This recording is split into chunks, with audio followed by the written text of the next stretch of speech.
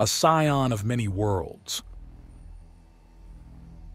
So is this part of the hunt as well? Banshee's annoyed voice asks Jasper, and he shifts his arm off his face. The Foza woman is glaring down at him in seeming disgust. Beyond sleeping, is there a single task that can be done better when you're exhausted? Jasper asks curiously. He sits up and cracks his neck. She flinches at the sound. Wait, Kenarthani, never mind, you're a freak. She dismisses as he flutters his wings and rises fully. The entire procession is still lashed together, and he can spot his team interspaced throughout the many elders. The old alligator women really knew how to party. He didn't even know this world had decent booze on it. Of course, at this point he's gone so long without any that the stuff which was basically a light beer was basically manna on the tongue. Proboscis. That I am, he confirms. So, did you also get a lot of information about the broken soul? I didn't see you get anything. I spoke to many people last night, had many of them speak into my communicator to gather information, and, oh look, it appears the team of people whose entire job is to deal with information has sent me back a correlated list of everything I sent them through the communicator, Jasper says, waving the device at her after bringing up the recently sent file. Wait, oh look, they've even used it in conjunction with a map of the entire planet and given us clear directions. He continues bringing up the holo projector feature and now has an image of Lacron projected above the device with bright points on it to indicate likely layers and ports for the broken soul. So yes, I got something, a lot of somethings. That doesn't count you had other people do the work, Banshee says grumpily. It's called being part of a team. No matter how powerful I am immensely stronger with others to help me, Jasper says as he stretches out his arms and limbers up for the coming day. Think of it this way, that enormous beast last night, the sleeper, I do hope you recall it. I do, unfortunately. We put it back to sleep. Not because any one person here is immensely powerful, but because together we were immensely powerful, Jasper says, and there's a cheer from one of the early rising elders. Thank you. Look, while you're pandering to the tribals, who just casually sang an apocalyptic monster to sleep, Jasper interrupts. The broken soul is still terrorizing others. Yes. And those tribals gave us a plethora of information about it for free. We narrow down where it is until we can find it, and then we swoop in to slaughter the bitches, break the keel of the ship and either set the remains on fire or shatter it to send the pieces sinking into the deepest, darkest depths of the ocean. And the shadow? She's one of the bitches. No more and no less just another part of the crew to be slaughtered, Jasper remarks. It's not going to be that easy, dearie. I've seen that ship from afar, followed it in different forms. The shadow upon that ship is very real and very dangerous. A Jorga elder states, and Jasper nods. I'm aware. I'm just saying that killing the crew includes her. A great big part of finding the ship is also scouting it out so we can find the best method to slaughter them like the beasts they are. This is no tournament where I try to make a fight fair or sporting. Such things are for duels, training, and entertainment only. Any other kind of fight? You bring as much force and advantage as possible and crush your enemies, before they even know the fight has begun, preferably. I like that. I like that a lot. My plan is finish this all in a single crushing blow, but no plan survives contact with the enemy. Something always goes wrong, so I'm going to bring every advantage imaginable to our side and then move. That will require patience, though. I've waited more than 40 years, she growls out. Then 4 days at the very most will feel like nothing. Jasper retorts and she huffs. If it helps, think of this less like restraining yourself and more like ensuring that you get your revenge just right. After all, they've hurt you so much that they deserve something special to be done to them. All right, you've convinced me. "Shall I wake the others?" she asks, and her ear twitches a bit as their conversation causes some to stir, which is spreading like a wildfire over the entire floating party zone. "I don't think we have to. Several of them are moving in such a way as to be moments away from rising," he remarks. "Let's just get started on breakfast, and while we do so, let's compare our found information. Make sure we know as much as possible." By the time the rest of the team is fully roused, the two of them have a large pot of bubbling grains and numerous local fruits with some scraps of meats at the ready. Jasper is sipping his own bowl of the stuff as Banshee gets a crash course in how to go over copied information on her communicator.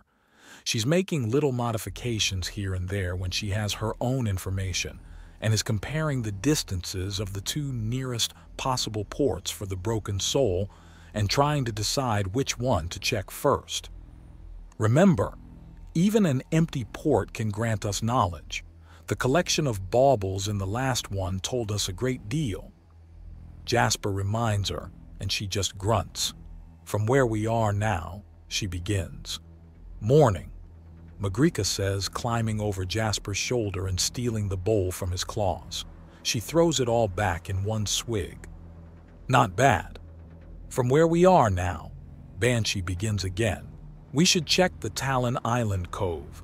Why is this island named as such? It's not shaped like a talon." "Could be anything from grabby birds to being near a talon from that big thing from last night," Magrika says, before Jasper can as she climbs over him entirely and slips into his lap. "We have to come back here. They have good drink." "They do indeed," Jasper agrees. "It's at that perfect level where you girls have fun, I get a taste, and no one dies. My brother's brews would straight up kill everyone here, even me if I have too much too quickly." "Why drink it then?" Banshee asks. "Because you haven't drunk anything of worth until you've had a self-taught Caribbean mix master make you his latest mad creation with an enormous budget and a very active imagination."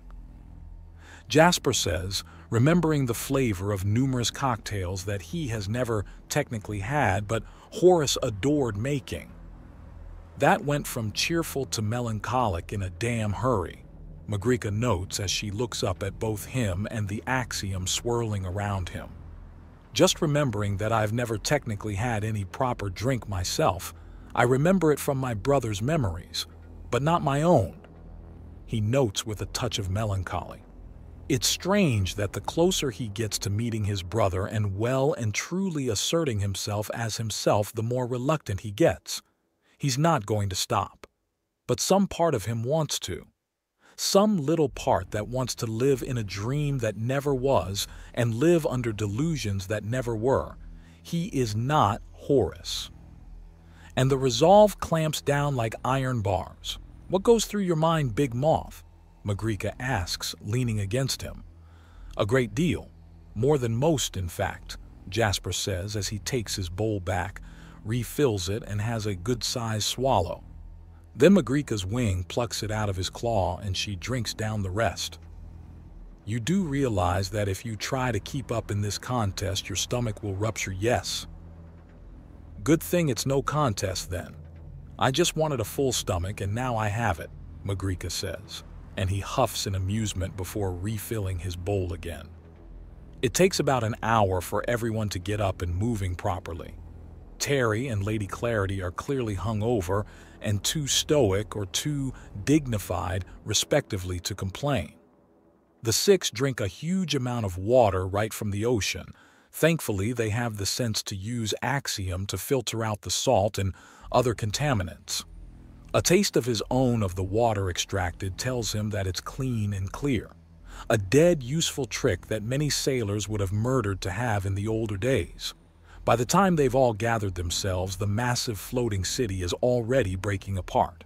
Boats are being untied from one another and going back to their islands in ones and twos. Happy farewells are sounded out and promises that their heirs will give an equal, if not better, performance on the next great ritual. It's down to a mere 200 boats lashed together by the time they make up their minds and finish their meals. They know where to go. a touch of axiom to help relieve the hangovers later, and they soon take off with Elder Maws's blessing. They had performed well and were welcome back any time. See if you can't convince more Earthani to come with you on the next great song. You didn't sound half bad, she remarks with a toothy grin. I'll do my best, but it's not easy to find an Earthani as bold as me. Jasper promises, and she laughs. True. Still, it was a treat to have you, child. Happy hunting. The hunt has brought me new friends, a fun celebration, and an incredible secret. It's been an amazing hunt so far. Safe journey and long life, Elder, who knows? You might be around for a third ritual, he says with a knowing smile. Oh, I doubt it, dearie. I have no interest of tying myself to my own corpse. It's considered a fate worse than death for a reason. There are other ways to defy death, Jasper notes. Aye, but it's not a place I like poking into. It tends to poke back. Elder Maws notes. As I said, there are other ways. The real surprise to me was that that place was even an option. I thought other ways were the only path, he says, and she looks curious. Still, there will be time to learn that later, but if you want to know sooner, ask the big snake. Oh? What does she know? What I taught her, Jasper says, and she throws back her head in laughter. Oh, is that how it is? Funny moth? Get going before your prey slips away, hunter, she tells him as she moves to untie her own boat from the remaining tethers. In less than 2 hours, they circle above the Talon. The island is almost squarish with the way it's broken away from the rest. They also can't spot much of anything in the waters surrounding it to suggest that a claw from the sleeper is anywhere near it, but they do spot the cove easily enough. It has a dock, one made mostly of stones placed in just the right place, but a dock nonetheless. We have fire, Magrika calls out as she swaps down with Banshee, who gives out a small cry of triumph. It is and is not a fire. More the remains of a large bonfire, but so fresh as to still have smoke. Banshee, I cannot sense anything akin to the direction here. Can you sense anything that differs this from any other ship? Was the broken soul here? Check the trees. Tell me if you find any markings, she says as her ears tilt every which way. I didn't see any ships on the horizon. Where did these people go? A very good question, Jasper notes before considering. He kneels next to the pit and leans down. His antenna reach down, and he tries to do what Elder Granzy did for him weeks ago. What are you doing? I'm failing to see the past. I'll have to have Elder Granzy explain how she did it. How do you see the past? Banshee asks, and Jasper shrugs as he stands. I don't know. She used her antenna on me when I was trying to discover things of myself, and saw many things that at the time made little sense. But all of it has proven accurate and very, very true. If I could do that, then hunting someone down would be easier. But I cannot, so we must rely on more mundane investigations. Hey, we got something here, Ariel calls out, and soon enough, everyone's gathered around to find a knife stuck in the trunk of a tree within a circle divided by a diagonal line. Opposite of the knife is a gouged-out hole. Ashara, the psychotic bitch, is still carving that everywhere? Banshee asks in mild horror. So they were here last night, Jasper notes. We're close. We're very, very close, Banshee says, reaching up for the knife, but Lady Allure grabs her wrist with all 4 of her eyes wide. Hold a moment. I know a trick. Do not touch the knife yet, she says before patting down her belt pouches. I need some kutha, not much, perhaps the size of a knucklebone. There is the sound of metal snapping, and Jasper holds out a small, jagged piece. Will this suffice? Easily, she says, and she pulls out a strange device. It's a clamshell case that opens and has what appears to be a weight on a balance bar that's overbalanced to the weighted side. She holds out the piece of kutha and pulls. The axiom bends and obeys, filling the piece of metal, and she smiles before placing the piece of kutha onto the empty side of the bar. It balances out and begins to turn before overshooting somewhat and turning back to point unmistakably away. There is our setting. The carver of this symbol and owner of this knife is in that direction. You may touch the knife now. Good. I look forward to returning this to Ashara, Banshee says, ripping the blade out of the tree. It's got a brutal-looking hook in the end and is still stained with blood. That's how you tracked me so easily at first, isn't it? Jasper asks. We had you in our care for more than a month. Of course we could track you with Axiom.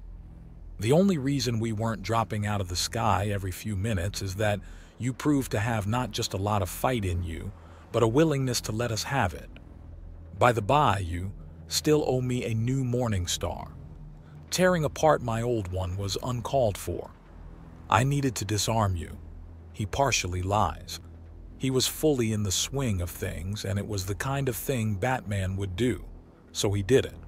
If you threw it into the woods, I would have been equally disarmed and perhaps even gone for a minute while I looked for it, Lady Allure replies with a sniff. And then you would have come back armed and even more dangerous for being aware of my propensity to disarm. Girls, you're both dangerous. Let's get back to the hunt, Magrica interjects, and Jasper snorts in amusement as Lady Allure huffs somewhat.